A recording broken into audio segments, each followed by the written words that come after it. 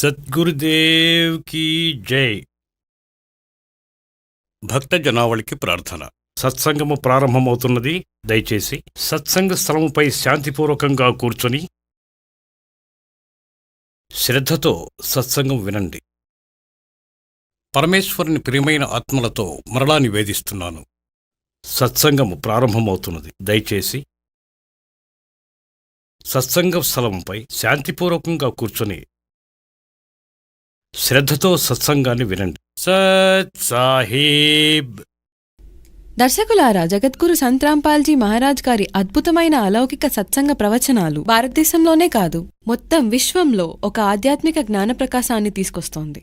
లక్షలాది భక్తులు ఈ సత్సంగాల ప్రసారానికి అభినందన లేఖలు పంపారు. వాటితో పాటు కొంతమంది భక్తులు మాకు కొన్ని సందేహాలు కూడా పంపారు. మేము భక్తులందరి సందేహాల నివారణ కోసం సంత్ రాంపాల్జీ మహారాజ్ని కలిశాము మరియు మహారాజ్జీ నుండి అన్ని సందేహాల సమాధానాలు తెలుసుకున్నాం. ఈ ఉత్సాహం మా దర్శకులలో ఉండిపోయింది. అయితే ఇప్పుడు మనం తెలుసుకుందాం పరమపూజ్య జగద్గురు తత్వదర్శి సంత్ రాంపాల్జీ మహారాజ్ ద్వారా మీ అన్ని ప్రశ్నల సమాధానాలు. పుణ్యాత్ములారా, చెప్పకుండానే ఎలా తెలుసుకుంటాము? పరమాత్మ స్వయంగా వచ్చారు, 120 సంవత్సరాలు ఉండి వెళ్ళిపోయారు. వైఢూర్యం గుర్తించడం తెలుసుకోలేదు. దీని కారణంగా బాధలు పడుతున్నారు. మరియు ఒకటి చెప్పదలుచుకున్నాను, సాక్ష్యాధారాలతో రుజువు చేస్తాను. ఏమనగా, ఈ విశ్వంలో ఎవరి దగ్గర జ్ఞానం లేదు, ఎవరి దగ్గర సమాధానం లేదు. అందుకే కబీర్ మాత్రమే పూర్ణ పరబ్రహ్మ. మరియు ఇది పరమాత్ముని దాసునికే లభ్యమైంది. కబీర్ పరమాత్మ ఇచ్చిన జ్ఞానము అలాంటిది ఏ జ్ఞానమూ లేదు.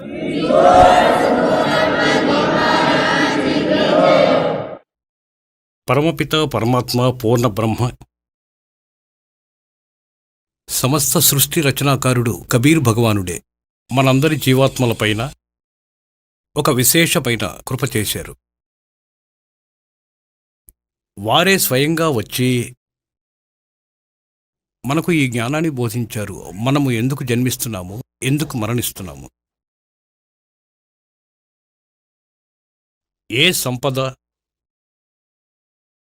మరియు ఏ సంతానం కొరకు మనము సురక్షితంగా పెట్టుకొనుట కొరకు రాత్రింబవళ్లు ప్రయత్నాలు చేస్తుంటాము.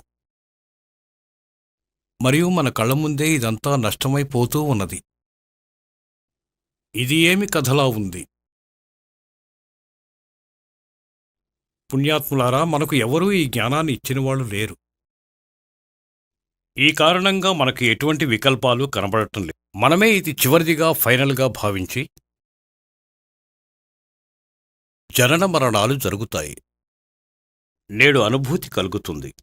ఎందుకంటే ఒక ప్రశ్నార్థక చిహ్నం ఈరోజు వరకు ఎవరిచేతా తొలగించబడలేదు.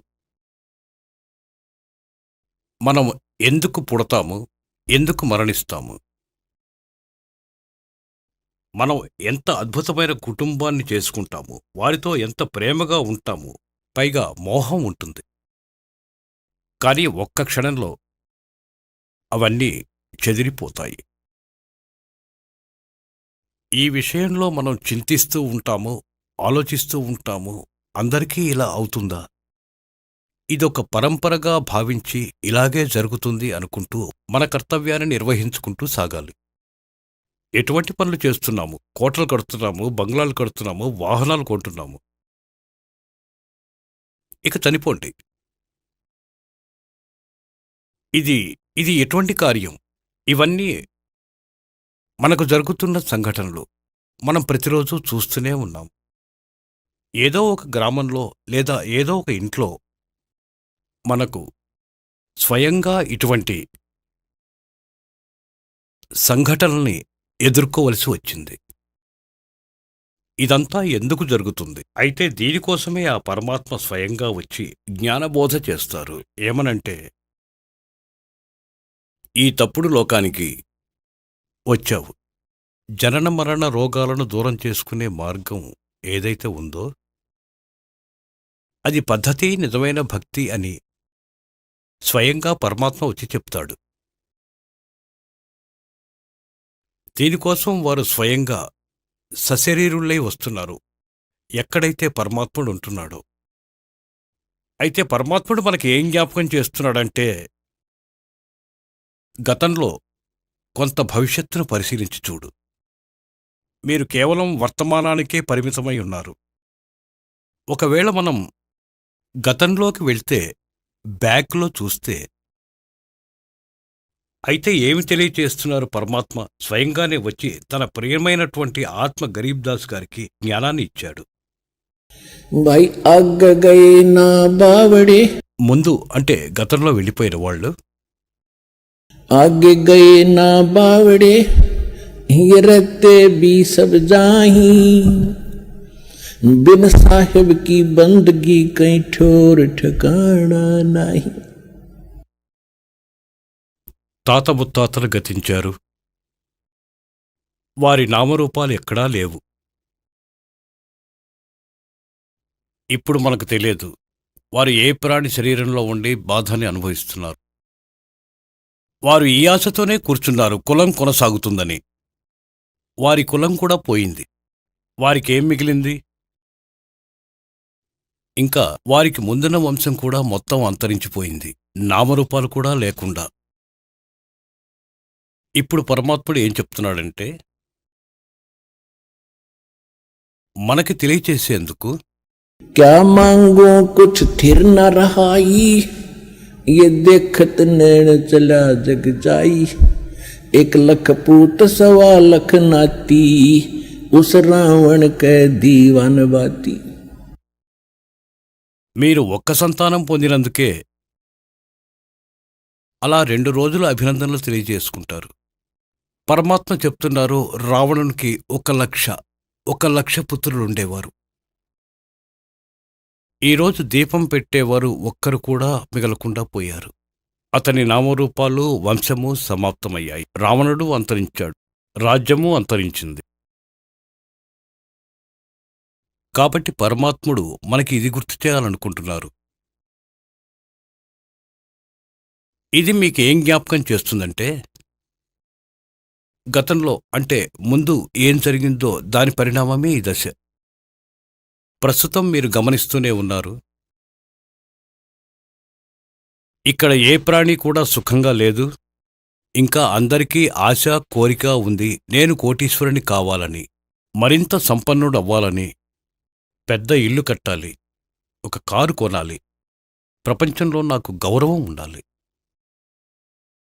ఎందుకంటే మనము ఇంతవరకే పాఠములు పఠించుకొని ఉన్నాము.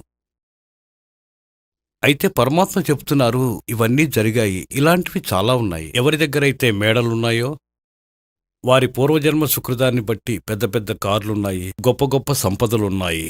ఇంకా మీరు చూస్తూనే ఉన్నారు, ఒక్క క్షణంలో ఎవరిని మృత్యువు కబళిస్తుందో. గొప్ప గొప్ప ధనవంతులు తమ సొంత హెలికాప్టర్లో ప్రమాదవశాత్తు గతించిపోతూ ఉంటారు. మున్ముందేం జరుగుతుంది? ముందేం జరుగుతుందో పరమాత్మ హెచ్చరిస్తున్నారు. फिर पीछे तू पशुआ की जय गद्दा बैल बनाई और ये 56 भोग कहाँ मन बोरे कहीं कुर्डी चरने जाई. ఇంకా ఇప్పుడు నమ్మలేకపోతున్నావు, ఎందుకంటే మనకు అన్ని సౌకర్యాలు ఉన్నాయి. మనసును ఇటువంటి తాళంతో బంధించాడు కాలభగవానుడు. ఆ పని చెయ్యాలి, అది చెయ్యాలి, అది మిగిలి ఉందే, అలా అది చేస్తా పదా. అయితే అది కూడా కాలుడి ప్రేరణ, మరియు కాలుడు మిమ్మల్ని నిర్బంధించేశాడు. ఎన్నో పనులకు మిమ్మల్ని బాధ్యుణ్ణి చేశాడు. ఇక అది ఏ కారణంగా? ఒక కడుపు కోసం, ఒక నిర్వహణ కోసం, ఈ శరీర సురక్షణ కోసం. ఇల్లు కట్టాలి, బట్టలు ధరించాలి, అన్నం తినాలి. ఇవన్నీ శరీరం సురక్షితంగా ఉండటం కోసం ఏర్పాట్లు చేసుకున్నాడు. ఇక దీనికి ఎలాంటి భరోసా లేదు, ఎప్పుడు పిడుగుపడుతుందో, ఏ కారణంగా అంతమవుతుందో. అయితే ఇక్కడ పరమాత్మ అంటున్నారు, कबीर ये तन जाएगा सके तो ठहर ला एक सेवा कर सतगुरु की और गोविंद के गुण गा. ఈ శరీరం ఏదో ఒకరోజు వెళ్ళిపోతుంది. మీ సంస్కారాలు ఎన్ని మానవ జీవితాలు ఉన్నా అది రాగానే వెంటనే నాశనమవుతాయి. ఒకవేళ మీ పని ఎంత మిగిలి ఉన్నప్పటికీ ఆ సమయంలో అది చూడదు. మీ అబ్బాయికి పెళ్లి కాలేదని, అమ్మాయి పెళ్లి ఉండిపోయిందని ఇవన్నీ చూడరు. ఇవేవీ చూడదు. ఒక భక్తుడు చెప్పాడు, మరి మా మావయ్యకి 5-6 ఆడపిల్లలున్నారు. మన సమాజంలో ఆడపిల్లల పట్ల మన మీద మనము తప్పుడు అభిప్రాయం కలిగి అభిశాపంగా భావిస్తున్నాము. వారి కట్నానికి గాని ఇంకా ఎన్నెన్ని ఖర్చులు చేయాల్సి వస్తుందోనని. ఆ కారణంగా మా అత్తయ్య సంభారాలు సమకూర్చుకోవడానికి వెళ్ళింది. 3 అమ్మాయిల పెళ్లిళ్ళు ఒకేసారి పెట్టుకున్నారు. ఎవరికైతే ఎక్కువ మంది ఆడపిల్లలుంటారో వారు ఇలాగే ఆలోచిస్తారు, సవ్యంగా జరగటానికి. ఇప్పుడు ఎవరైతే 3 పిల్లల పెళ్లిళ్ళు చేయాలో వాళ్ళ మనసులో ఎంత భారం ఉంటుంది. వారెక్కడికో వెళుతుంటారు, ఆలోచనలు వేరెక్కడో ఉంటాయి. ఈ ప్రకారంగా ఆవిడ బస్టాండ్లో నిలబడి ఉంది. ఆవిడ ధ్యాసలో అంతా ఎలా రావాలి, ఎలా చెయ్యాలి, డబ్బులు ఎలా వస్తాయి. ఇంతలో బస్సు డ్రైవరు బస్సుని రివర్స్ తీసుకుంటున్నాడు. తప్పుగా రివర్స్ చేసుకున్నాడు.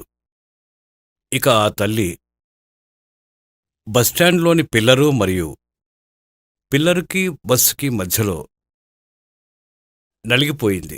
ఆవిడ గమనించలేదు. ఆవిడ ధ్యాస వేరెక్కడో ఉంది. అక్కడే ఆవిడ మృతి చెందింది. అదే చెప్తున్నారు పరమాత్మ. ఈ శరీరాన్ని మృత్యువు ఆవహించినప్పుడు ఒక్క శ్వాస కూడా నీకు లభించదు. మరలా ఏం చెప్తారంటే దీనికి ఇంకో మార్గం ఉందంటారు పరమాత్మ. कबीर ये तन जाएगा सके तो ठाहर ला एक सेवा कर सतगुरु की. వారేదైతే చెప్పారో దాన్ని ఆసరా చేసుకుని గోవిందుణ్ణి ధ్యానం చేయండి. ఠార్ అనగా సపోర్ట్.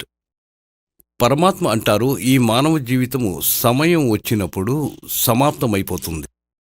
మీ పనులన్నీ ఎక్కడివక్కడ అలా ఉండిపోతాయి. దీని నుంచి తప్పించుకోవటానికి మీరు పరమాత్ముని నామము, సద్గురుని ఆసరా పొందాలి. ఆ ఆసరా దొరికినప్పుడు మీ జీవితము ఎక్స్టెండ్ అవుతుంది. అది కూడా సమర్థ పరమాత్ముడు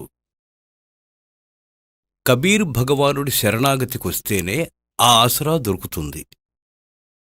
మరి ఏ ఇతర బ్రహ్మ, విష్ణు, శివుడు, బ్రహ్మ, పరబ్రహ్మ ఇవేవీ మీ జీవితాన్ని ఎక్స్టెండ్ చేయజాలవు. అయితే పరమాత్ముడు ఏమంటున్నారంటే, कबीर ये तन जावेगा और सके तो ठाहर ला. ఆ ఆసరా చెప్పారు. ఎటువంటి ఆసరా కావాలో. एक सेवा कर सतगुरु की और गोविंद के गुण गा. పరమాత్ముడు స్వయంగా వచ్చి ఎటువంటి జ్ఞానాన్ని ఇచ్చారంటే ప్రత్యేకమైన ఆసరా, ప్రత్యేకమైన భక్తి. వీటి ద్వారా పరమాత్ముడు మనకి సాయంగా ఉంటాడు. ఇక నుండి మీరు ఈ మార్గాన్ని మీరు పద్ధతిగా అనుసరించి జీవితాంతం పాటిస్తుంటే మీ అంతిమ జీవనం చివరి వరకు సుఖంగా ఉంటుంది. మీరు సత్యలోకాన్ని చేరుకుంటారు. ఎక్కడైతే మృత్యు ఉండదో, ఏ రోగాలు ఉండవు, ఎటువంటి వృద్ధాప్యం ఉండదు. అక్కడ ఎటువంటి సృష్టి ఉంది అంటే ఇక్కడ అదే ఉంది. ఇది డూప్లికేట్, అది ఒరిజినల్. మీకక్కడ ఇటువంటి కుటుంబమే సమకూరుతుంది. సదా సుఖంగా ఉంటారు. విమానాల్లో విహరిస్తారు. ప్రతి జీవికి అక్కడ వారి ఇండివిడ్యువల్ విమానం ఉంది. ఇండివిడ్యువల్గా పెద్ద పెద్ద తోటలు, పెద్ద పెద్ద భవనాలు ఉన్నాయి. పుణ్యాత్ములారా, పరమాత్మని పొందటం ఎంతో సులువైంది. అజ్ఞానం కారణంగా మన ధర్మగురువులు దీన్ని కఠినతరం చేశారు. మన సద్గ్రంథాలు చెప్తున్నాయి రుజుమార్గం ఉందని. చాలా సింపుల్, సాధారణమైన మార్గం ఉంది, దారి ఉంది, సాధన ఉంది. పరమాత్ముని నామాన్ని జపించాలి. నామంతోనే మోక్షం. దీనికి సహకరించే 5 క్రియలున్నాయి. 5 యజ్ఞాలు చేస్తూ ఉండండి. కేవలం దైనందిన జీవితాన్ని కొనసాగిస్తూనే భగవంతుడు ఆదేశించిన బాధ్యతలు నెరవేరుస్తుంటే వాటిని నెరవేరుస్తూనే ఉండండి. సాఫల్యాన్ని పొందుతారు. ఎప్పుడైతే మహాదుఃఖితలమవుతామో భక్తిహీనతతో, మనం ఎంతవరకు సుఖంగా ఉంటామో పుణ్యం ఉన్నంతవరకే. ఎప్పుడైతే మన పుణ్యాలు అయిపోతాయో కొండంత దుఃఖాన్ని అనుభవిస్తూ ఉంటాము. ఆ సమయంలో మహారాజైన పరమాత్ముని శరణాగతి మార్గాన్ని ఆశ్రయిస్తూ ఉంటాడు. అతనికి తెలుసు పరమాత్ముడు ఒక మహాశక్తిమంతుడు, తాను దుఃఖాన్ని సుఖమయం చేయగలడు. అదే మీరు ముందే భగవంతుని శరణాగతి పొందితే దుఃఖం కలుగునే కలుగదు. ఎప్పటి వరకైతే కబీర్ పరమేశ్వరుని శరణాగతికి రామో అప్పటి వరకు మనకి మన ప్రారంధమే ప్రాప్తిస్తుంది. అంటే పూర్వజన్మలోని మంచి చెడుల ఫలితాలు మనకు లభిస్తాయి. ఎప్పుడైతే మనం కబీర్ పరమేశ్వరుని శరణు పొంది వారి కృపచేత పరమసంతుల మాధ్యమం ద్వారా వస్తామో అప్పుడిక పాపకర్మం మనల్ని ప్రభావితం చేయదు. మన పుణ్యాలే కేవలం ఫలిస్తాయి. ప్రారబ్ధంలో ఏదైనా దుష్కర్మ మనకి హాని కలిగించేటట్లయితే దాన్ని కూడా పరమాత్ముడు సమాప్తం చేస్తాడు. అందుకే మనం భగవంతుని అన్వేషిస్తూ ఉంటాము. ఇందుకే మనం భగవంతుని వెతుకుతూ ఉంటాం, కష్టాలు కలుగకుండా. భక్తిని ఆచరిస్తున్నప్పటికీ కష్టాలెందుకు కలుగుతున్నాయి? భక్తి సరిగా లేకున్నదా? ఆ భగవంతుడు పూర్తిగా లేడా? లేక మీ భక్తిలో ఏదైనా లోపం ఉందా? ఈ 3 కారణాల వల్ల మనం దుఃఖాన్ని పొందుతున్నాము. చెప్పొచ్చేదేంటంటే భగవంతుడు స్వయంగా వచ్చి జ్ఞానబోధ చేస్తారు. ఇంకా మీ అదృష్టం ఏంటంటే మీరంతా ముందే భగవంతుని శరణాగతికి వచ్చారు. ఎప్పుడైతే మనం పరమాత్మని శరణుకొస్తామో ఇంటి పనులన్నీ మునుపటి కన్నా బాగా జరిగాయి. ఎందుకంటే మనం దుఃఖితులమై భగవంతుని వెతుకుతాం, సుఖంలో ఉన్నామా దుఃఖంలో ఉన్నామా అని. ఇక ఇప్పుడు దుఃఖమే కలగదు. ఎటువంటి కర్మలైనా కఠినమైన తేలిక చేయగలవు. పరమాత్ముని గుణముల్లో అవి లిఖించబడినాయి. అవి ఇక్కడ మీకు ప్రాప్తిస్తాయి కూడా. ఇప్పుడు ఏ భక్తుడైతే దుఃఖంతో వస్తాడో అతడు చింతాక్రాంతుడు కాడు. కాని మనం దుఃఖంలోనే జ్ఞాపకం చేసుకుంటున్నాము భగవంతుణ్ణి. మన ప్రార్థన ఎలా చేరుతుంది? ఇది ఎవరికోసమంటే ఎవరికి సరైన రీతిలో పరమాత్ముడు దొరకలేదో, సంతు దొరకలేదో అతడు ఇతర సాధనా మార్గం ద్వారా ఆ భగవంతుని సన్నిధికి చేరి మొరపెట్టుకుంటే వారు మీకు హాని చేయరు, లాభమూ చేయరు. ఎవరెవరైతే శ్రీ బ్రహ్మ, శ్రీ విష్ణు, శ్రీ మహేశ్వరుడు, ఇంకా వీరిలో ఉన్న ఇతర 33 కోట్ల దేవతలు, శ్రీ దుర్గాదేవి, బ్రహ్మ, పరబ్రహ్మ, వీరినే చరపురుష్, అక్షరపురుష్ అంటారు అని చెప్పింది శ్రీమద్ భగవద్గీత 15వ అధ్యాయం 16వ శ్లోకంలో. ఇది మీకు కేవలం వర్క్ డన్ ఇవ్వగలదు. ఎలా అంటే మీరు ఏ ఏ పాపపుణ్యాలు చేశారో, ఇంకా మీరు ఇప్పటిదాకా సుఖంగా ఉన్నట్లయితే భగవంతుని స్మరించేవారే కాదు, దుఃఖితులై ఉన్నట్లయితే వీరి ముందుకే వచ్చి రోధించేవారు, ఇంకేమీ చేయలేకపోయేవారు. అప్పుడు పరమాత్మ ఆ సమయంలోని విషయాన్ని వినిపించారు. మీరిప్పుడు రోధిస్తున్నారు. భగవంతుని ముందు మీ మొర వినేదెవరు? ఈరోజు మీరు ఆ పరమాత్మని శరణాగతికి వచ్చారు. వీరి ఈ మంత్రాలలో సత్యనామంలో, సత్యనామం అంటే సత్యమైన నామము, రైట్ వర్షిప్, రైట్ మంత్రం అంటే సరైన మంత్రము, సత్యమైన మంత్రము, దానినే సత్యనామము అంటారు. మొదటి మంత్రము మీకు ఇవ్వబడుతుంది. ఇది ఒరిజినల్ మంత్రము. దీనిని ఇంతవరకు ఎవరూ తాకలేదు, ఎవరూ దీన్ని టచ్ చేయలేకపోయారు. అయితే దీనిని ఇప్పుడు చేయవలసి ఉంది. అయితే అది ఈ మంత్రము ఎవరికైతే లభించిందో ఈ భక్తి చేయటం వలన కూడా తమరికి, ఎందుకంటే మొదటి మరియు చివరి మంత్రము, ఈ 7 నామాల లోపల 7 ఏవైతే మీకు జపించే మంత్రాలు ఇచ్చారో ఇందులో మొదటి చివరి మంత్రాలు పాపాలను నాశనం చేస్తాయి. మధ్యలో ఏ మంత్రం ఉందో దీనివల్ల మీకు పుణ్య సంపాదనతో వృద్ధి పెరుగుతుంది. అయితే పుణ్యాత్ములారా, నేడు ఈ ప్రపంచంలో గురువు లేడు, ఈ దాసుడు వినా. సద్గురు అనేది బహుదూరపు మాట. అతను గురువు కూడా కాదు. ఎలాగైతే ఒక రోగి ఉన్నాడో అతని వ్యాధి నయం కావాలి. ఎవరికైతే పుత్ర సంతానం లేదో అతనికి పిల్లలు ఉంటే పూర్తవుతుంది. ఒకవేళ మీకు సంతానం ఇవ్వాల్సిన అవసరం ఉన్న అప్పుడు కూడా ఇక్కడే లభిస్తుంది. భూమిపై మీకు ఎవరూ ఇవ్వలేరు. మరియు మీ యొక్క రోగ నివారణ జరగాలన్నా ఇక్కడే జరుగుతుంది, భూమిపై మరెక్కడా జరగదు. మరియు రోగ నివారణ జరగనే జరుగుతుంది, జరిగే తీరుతుంది. ఇక మిగిలిన సంతానం కూడా పరమాత్మ అనుకుంటే ప్రతిదీ చేయగలరు. దీనికి ఒక సుదీర్ఘమైన చరిత్ర ఉంది, నేను మళ్ళీ ఎప్పుడైనా చెప్తాను. ఇలాంటి మాటే కాదు, ఇక్కడ వేల ప్రమాణాలున్నాయి. కొందరికి 10 సంవత్సరాలు, 12 సంవత్సరాలు, మరియు 15 మరియు 20 సంవత్సరాలు వివాహకులు అయ్యారు కానీ సంతానం లేకుండెను. అందరికీ ఈ రోజుల్లో మొత్తం ట్రీట్మెంట్ ఉంది. ఇది కూడా చేయించుకుని అలసిపోయారు. ఇది కూడా సరిచేసి దైవం వారికి కూడా పిల్లల్నిచ్చాడు. ఇదైతే పెద్ద విషయం కాదు కాని మన ప్రథమ లక్ష్యం మోక్షం కావలెను. ఇప్పుడు ఏమి చెప్తున్నారంటే, ఏ హరే రామ్ రామ్ రామ్ హరే హరే, శ్రీకృష్ణ హరే హరే, రాధేశ్యాం సీతారాం, రాధే రాధేశ్యాం రాధే, ఓం నమ శివాయ, ఓం భగవతే వాసుదేవాయ నమః. ఇది గాయత్రి మంత్రం. ఇది మోక్ష మార్గాన్ని ఇచ్చే మంత్రం కాదు. ఇది వ్యర్థము, యూజ్లెస్. భగవద్గీత 16వ అధ్యాయం 23, 24 శ్లోకాల్లో స్పష్టం చేయబడింది. శాస్త్రవిధమైన సాధన విడిచిపెట్టి తన స్వతంత్ర ఆచరణ నిర్వహించి మనసుకు నచ్చిన పూజలు జపిస్తారో వారికి సుఖము గాని అది సద్గతి గాని లభించదు, వారికి సిద్ధి ప్రాప్తించదు. అంటే యూజ్లెస్. అందుకే భగవద్గీతలో 16వ అధ్యాయం 24 శ్లోకంలో స్పష్టం చేయబడింది. అందుకే నీ కొరకు అర్జున, కర్తవ్యావస్థలో ఏ సాధనను చేయాలి, దేన్ని విడవాలి, సద్గ్రంథాన్నే ఆధారంగా నమ్మాలి, వేరే ప్రాపంచిక వేదాలపై ఆధారపడరాదు.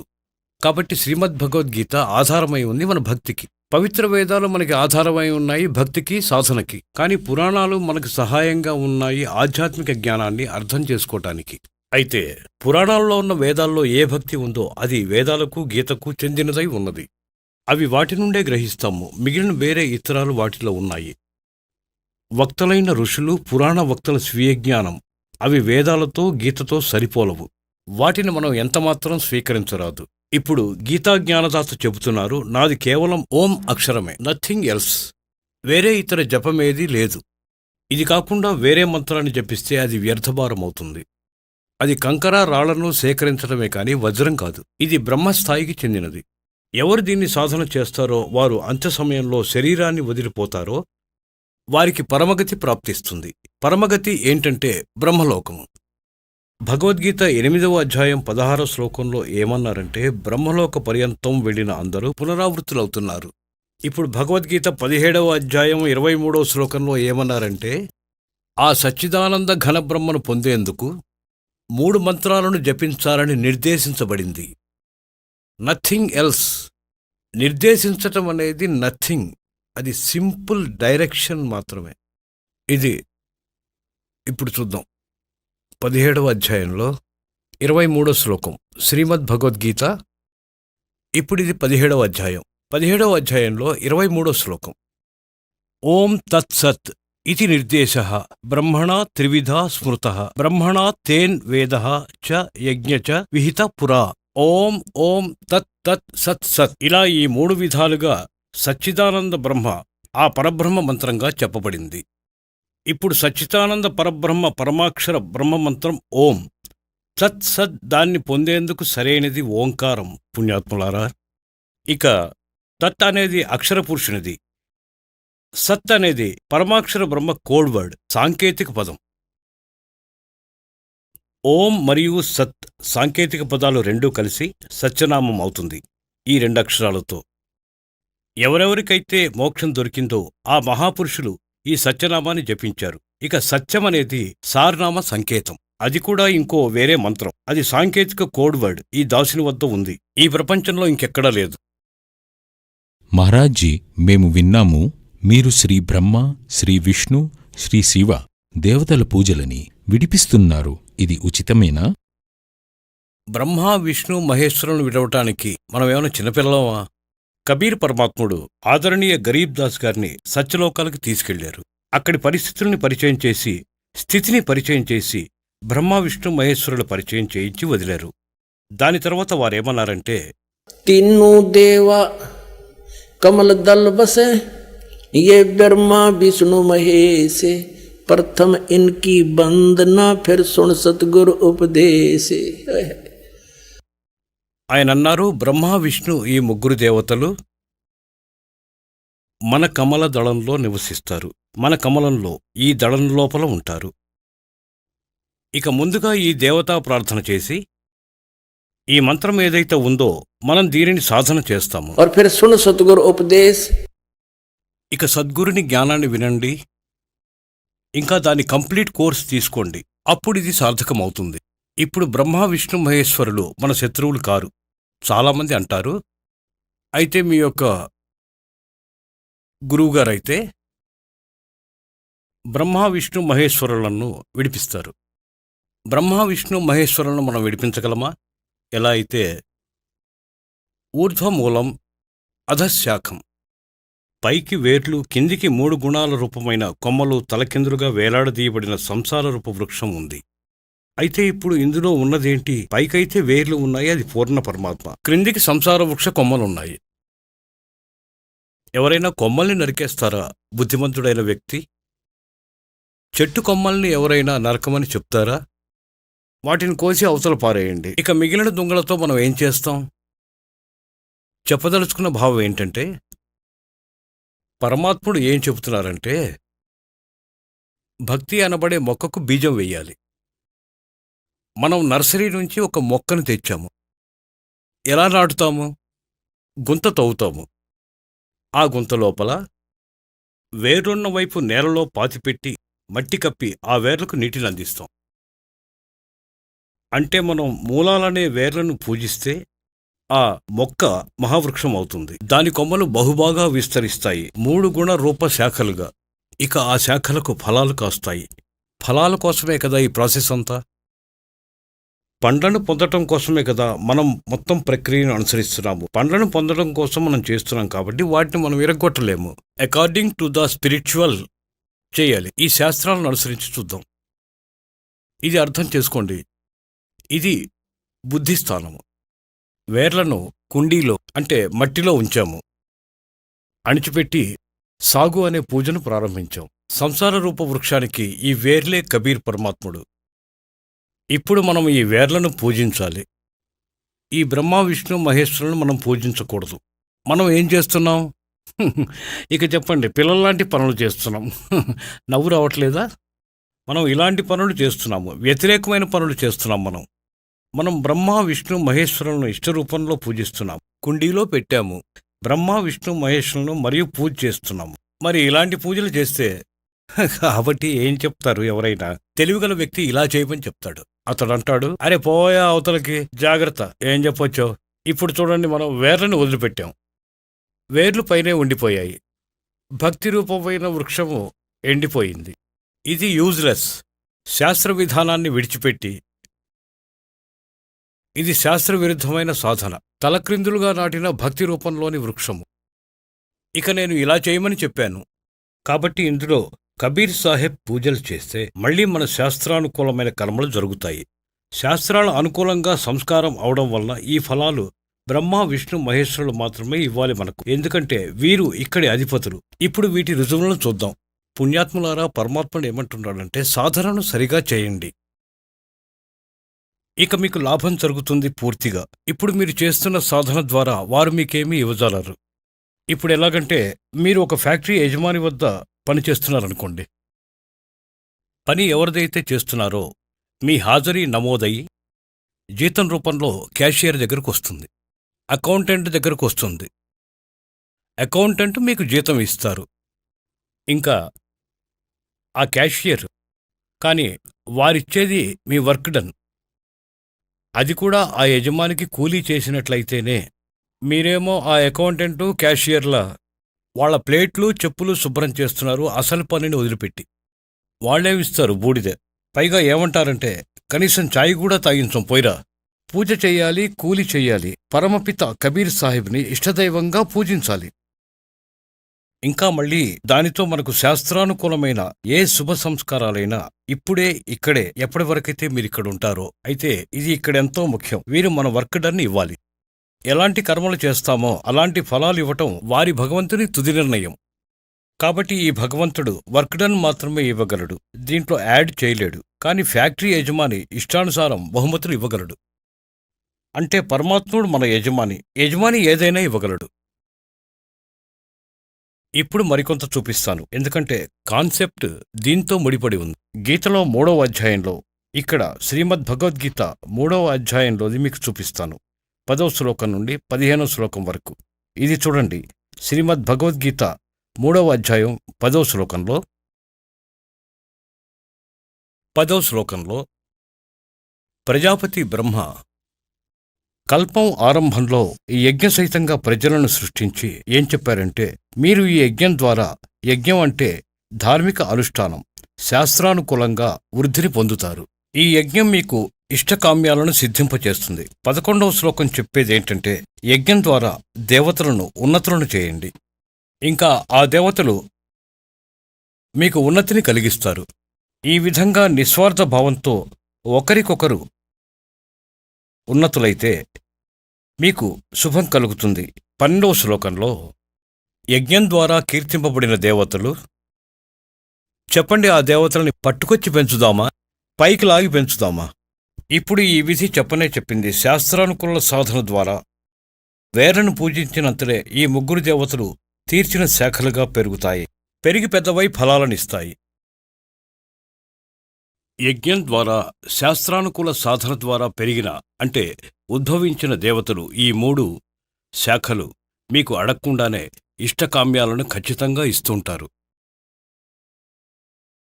ఆ దేవతలకు ఇచ్చిన భోగాలను ఏ జీవి అతని ప్రమేయం లేకుండా స్వయంగా అనుభవిస్తే అతడు దొంగ. ఇప్పుడు ఏం సిద్ధించింది?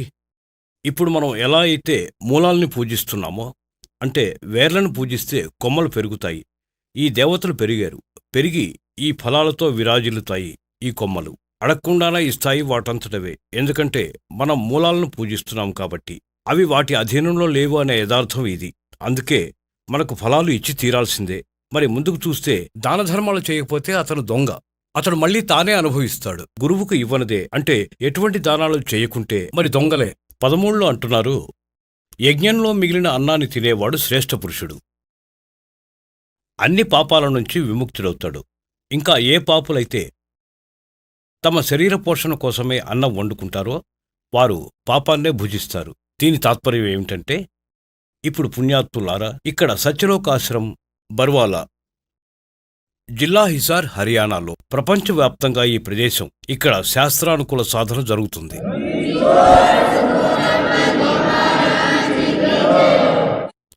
ఇక్కడ ఏం చెప్తున్నారంటే, యజ్ఞం ద్వారా మిగిలిన అన్నాన్ని తినేవాడు శ్రేష్ఠ పురుషుడు. సంత్ అంటే పవిత్రాత్మ. అన్ని పాపాల నుండి ముక్తుడవుతాడు. మనం అన్నిటికంటే ముందు పరమాత్మని ప్రసాదాన్ని తీస్తాము. భోజనానికి కూడా హల్వా ప్రసాదం చేస్తామో వాటిని భగవంతునికి నివేదించి ఇక మిగిలిన అన్నాన్ని అందరికీ వితరణ చేస్తాము. కాబట్టి ఏమనంటే, యజ్ఞం ద్వారా మిగిలిన అన్నాన్ని భుజించే సంత్ సాధువులు, సంత్ భక్తులు, యజ్ఞం ద్వారా మిగిలిన వాటిని తినే సంతులు అంటే సాధువులు, సంత్ భక్తుల ఆత్మలు శుద్ధమైన ఆత్మలు. అన్ని పాపాల నుండి ముక్తి లభిస్తుంది. ఇప్పుడు చెప్పేదేంటంటే, ఇది ఇక్కడ ముందు భగవంతునికి నివేదించి శేషంగా మిగిలిన అన్నాన్ని వారి పిల్లలకు వితరణ చేయబడుతుంది. వారు మహాపాపనాశకులవుతారు. అయితే మీరిక్కడికొస్తే అన్ని సాధనలు లభిస్తాయి. మీకు అన్ని పాపాల నుండి విముక్తి కలుగుతుంది. ఇవన్నీ వింటే ధర్మయజ్ఞం, జ్ఞానయజ్ఞం, ప్రణామయజ్ఞం, అన్ని యజ్ఞాలు, సాధనలన్నీ మొత్తం ట్రీట్మెంట్ ఇవ్వబడుతుంది. ఇంకేమంటారంటే, ఎవరైతే దాన ధర్మాలు చేయరో వారు భగవంతుని పట్ల దొంగలు. जिन हर की चोरी करी और गए राम गुण भूल, ते बिदना बागुल किए वो फिर झूले उल्टी झूल. ఎవరైతే హరికి చోరులవుతారో, భగవంతుడు మీకేదైతే ఇచ్చాడో ధనం, మీ ప్రపంచంలో వాటి ముందు దానాలు ఎవరు చేయరో వారు దైవచోరులుగా చెప్పబడ్డారు భగవంతునిచే. ముందు దీంట్లో ఖచ్చితత్వం వెలువడుతుంది. 3వ అధ్యాయంలో మనం ఇక్కడ 13వ శ్లోకం చదివాం. యజ్ఞం ద్వారా మిగిలిన అన్నాన్ని భుజించేవారు శ్రేష్టమైన సంత్గా ఉంటారు. మీరు మంచి ఆత్మలై అన్ని పాపాల నుండి ముక్తులవుతారు. ఇంకా ఏ పాపులైతే కేవలం తమ సంపాదనను అనుభవిస్తారో వారు అక్కడికే పరిమితమవుతారు. వారు పాపాన్ని భుజిస్తారు. ఇప్పుడు 14-15లో ఒక నిర్ణాయకమైన జ్ఞానం ఇవ్వబడింది. ముందుగా దీని అనువాదాన్ని చదువుదాం. ఈ అజ్ఞానం గురించి అప్పుడు అర్థమవుతుంది. సంపూర్ణమైన ప్రాణి అన్నము నుండి ఉత్పన్నమవుతుంది. అన్నం ఉత్పత్తి వర్షం ద్వారా జరుగుతుంది. వర్షం యజ్ఞం ద్వారా వస్తుంది. యజ్ఞం అంటే అర్థం శాస్త్రానుకూలమైన కర్మల ద్వారా ఏదైతే జరుగుతుందో అది విహిత కర్మల ద్వారా ఉత్పన్నమయ్యేదే యజ్ఞం. యజ్ఞం అంటే ధార్మిక అనుష్ఠానం మరియు కర్మల సముదాయాలను బ్రహ్మోద్భవం. ఇవి బ్రహ్మ అనే దాని అర్థం వేదంగా చెప్పాయి. ఇదేమైనా ఉందా? బ్రహ్మకి అర్థం వేదంగా చేశారు. ఏం రాయాల్సి ఉందంటే మనం ఇక్కడికొచ్చాం ఈ కాలుని లోకంలో, కాబట్టి మనం కర్మ చేస్తే దొరుకుతుంది, లేకుంటే అసలే దొరకదు. కర్మను ఆపాదించింది బ్రహ్మే ఇక్కడి విధానాన్ని చేశాడు. ఇంకా బ్రహ్మ ఉత్పత్తి ఆ పరమాక్షర బ్రహ్మ నుండి జరిగింది, ఆ పరమాత్మ నుండి సచ్చిదానంద ఘనబ్రహ్మ ద్వారా. దీని అర్థం ఇదే. కాని ఈ అజ్ఞానులకు ఏ జ్ఞానమూ లేదు, అన్నీ అవకతవకలుగా చేశారిక్కడ. ఇది చూద్దాం. కర్మల సముదాయం వేదాల నుండి కాదు, బ్రహ్మ నుండి ఉత్పన్నమయ్యాయి. ఇంకా బ్రహ్మాక్షర్ ఉద్భవ్ అవినాశీ పరమాత్మ ద్వారా. ఇక్కడ బ్రహ్మ అని రాయాల్సి ఉంది. బ్రహ్మ ఇక్కడ కాలుడైన పరమాత్మ నుండి ఉత్పన్నమైన ప్రాణము, దీనితో సిద్ధిస్తుంది. సర్వగతం బ్రహ్మ. సర్వగతం అంటే సర్వవ్యాప్తుడైన పరమాత్మ, అందరి దైవం. ఎల్లప్పుడూ యజ్ఞాల్లో ప్రతిష్ఠితుడై ఉన్నాడు. అతడు ఇష్టరూపంలో పూజితుడు, అక్కడే ప్రతిష్ఠితుడైనాడు. అన్ని యజ్ఞాల్లో వారిని ఇష్టరూపంగా భావించి పూజించాలి. దీని ఖచ్చితత్వం ఇక్కడే వెలువడుతుంది. ఇప్పుడు మనం ఆ పరమాత్మను ఇష్టంగా భావించి పూజ చేస్తే మన శాస్త్రానుకూల సాధన జరుగుతుంది. ఇంకా ఇందులో చెప్పబడింది ఏంటంటే, అందరూ శాస్త్రానుకూల సాధన చేయడం ద్వారా మన శుభ సంస్కారం అవుతుంది. ఇక్కడ భక్తి రూపంలోని మొక్క పెద్దదవుతుంది. బ్రహ్మ విష్ణు మహేశ్వరుల వద్దకు మన సంస్కారం చేరుతుంది.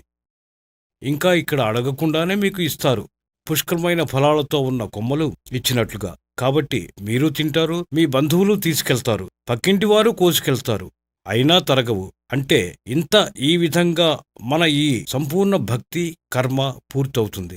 కాబట్టి మనం మీకు ముందుగా పరమాత్ముడు ఏం చెప్పారంటే, कि तीनों देवा इन कमल दलों में बसे, ये ब्रह्मा विष्णु महेश, और प्रथम इनकी वंदना, और फिर सुन सतगुरु उपदेश. మనం వీరికి పూజలు చేయటం లేదు. మనం ఎవరికో కిరాయి ఇస్తున్నాము, ఎవరికో కరెంటు బిల్లు కడుతున్నాము. మనం బిల్లు కడుతుంది టెలిఫోన్ది, పూజలే చేస్తున్నామా? అది మనం వారికి ఇస్తున్నాం, వారు సౌకర్యాలు ఇస్తున్నందుకు. ఇవ్వకపోతే కనెక్షన్ కట్ చేస్తారు. కాబట్టి మనం శాస్త్రానుకూల సాధన కోర్సు కంప్లీట్ చేయకుండా మన డబ్బు మనం కొట్టుకుంటున్నాం. ఈ కారణాల వల్ల మనం పరమాత్మని కలిసే సాధనం చేత వంచితమైపోయి మనం నాస్తికులం అవుతున్నాము. ఇప్పుడు పరమాత్ముడు మీపై దయ చూపించాడు, ఇంకా ఈ దాసునిపై కూడా. ఈ దాసుని తయారు చేసింది ఆ తత్వదర్శి సంత్. ఏ జ్ఞానాన్ని పరమాత్ముడు 600 సంవత్సరాల ముందే దాచి ఉంచాడో ఆ ఖజానా తాళాలను నాకిచ్చారు. ఇప్పుడు ఈ దాసుడు తన పిల్లల ముందే తెరిచాడు. ఇది చూడండి, ఇది మన శరీరం యొక్క చిత్రపటం. ఇందులో ఈ కమలాలు ఉంచబడ్డాయి. ఈ మూల కమలంలో శ్రీగణేశుడు, ఇంకా ఇది కిలియం జపం. దీనిపైన ఇది స్వాది చక్ర అనుష్ఠ. దీన్ని స్వాదిష్టాన చక్రం అని కూడా అంటారు. దీనికి 4 దళాలు, దీనికి 6 దళాలు. ఇక సావిత్రి బ్రహ్మల ఓం జపం. ఇక్కడ లక్ష్మీ విష్ణుల జపం ఉంది, ఇది నాభి కమలం. ఇక దీని జపం హరియం. ఇక్కడ శివుడు పార్వతి ఉంటారు. ఇక్కడ పరమాత్ముడు వీరికో మంత్రాన్నిచ్చాడు. దీని తర్వాత వీరు వారి శిష్యులయ్యారు. దాని తర్వాత శంకర భగవానుడు ఈ మంత్రాన్నే జపిస్తున్నారు. ఇది సోహం జపం. ఇక ఇక్కడ చూడండి, దుర్గాదేవి. వీరి ఈ 16 దళాల కమలం, ఇది కంఠం లోపల ఉంటుంది. ఇక ఇది వీరి జపం. ఇంకా ఇక్కడ ముందు వేరే, ఇది కేవలం దేవుడు సందేశం ఇచ్చాడు. ఇప్పుడు ఇక్కడ ఉంది, ఈ శరీరం ద్వారా, ఈ పిండం ద్వారా వెలువడి ఇక్కడి దాకా భర్తీ అయ్యేందుకు మనం ఈ మూలమంత్రాన్ని జపించాలి. ఎలా చెయ్యాలి ఇది నేను వెల్లడించను, అది ఎవరైతే ఉపదేశం పొందుతారో వారికే చెబుతాను. ఇప్పుడు ఏదైతే ఉందో ఈ 5 నామాలు మనం జపిద్దాం. కాబట్టి ఈ 5 నామాల సాధన చేస్తాం, పూజ కాదు.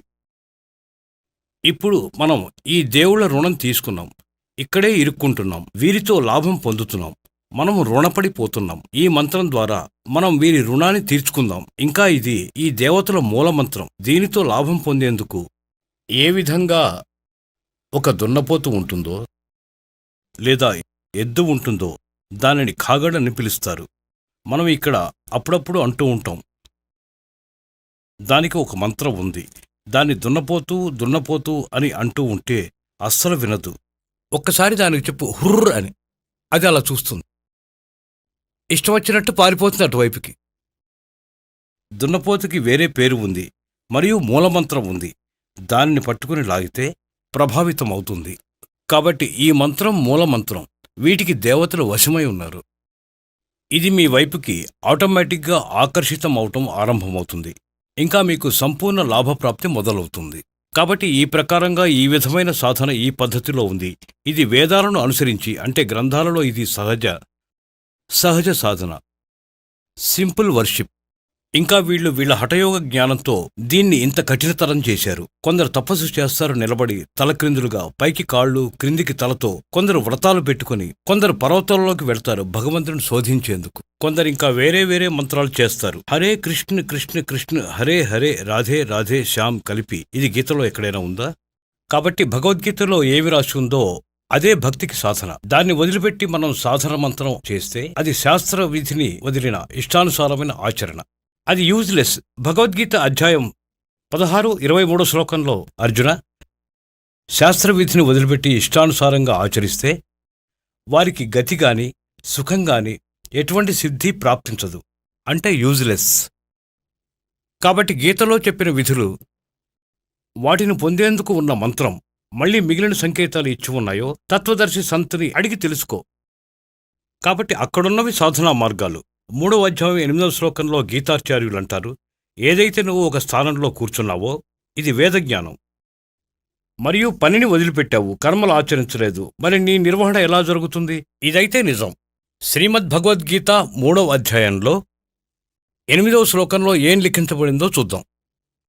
శ్రీమద్భగవద్గీత అధ్యాయం నంబరు 3, శ్రీమద్భగవద్గీతలో 8వ నంబరు శ్లోకం. ఇది ఇక్కడ మొదలవుతుంది. ఇది దీని అనువాదము. నీవు శాస్త్రసమ్మతమైన కర్తవ్య కర్మను ఆచరించు, శాస్త్రంలో చెప్పిన సాధనను అనుసరించి సాధన చేయి.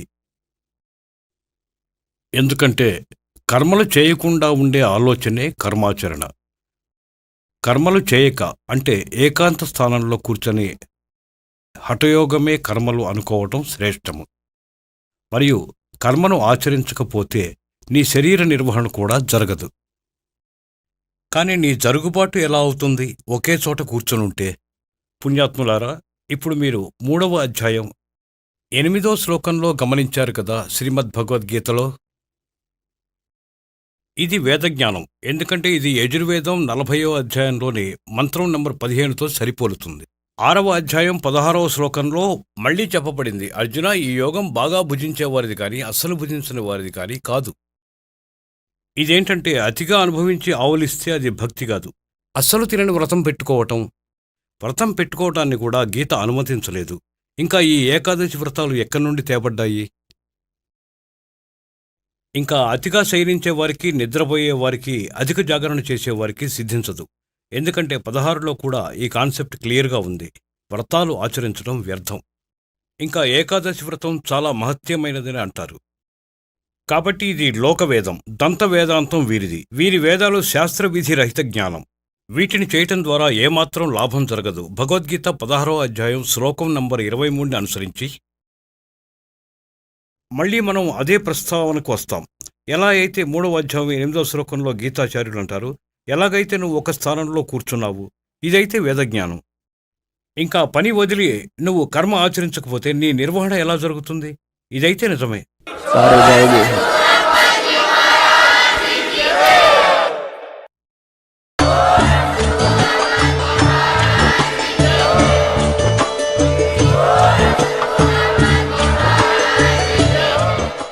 ఈరోజే ఈ వెబ్సైట్లోకి వెళ్ళి ఈ అమూల్యమైన పుస్తకం జీవించు మార్గం ఉచితంగా డౌన్లోడ్ చేసుకోండి. లేదా ఈ పుస్తకాన్ని ఉచితంగా పొందాలనుకుంటే ఈ నంబర్లకు మీ పూర్తి పేరు, అడ్రస్, ఫోన్ నంబర్ SMS చేయండి.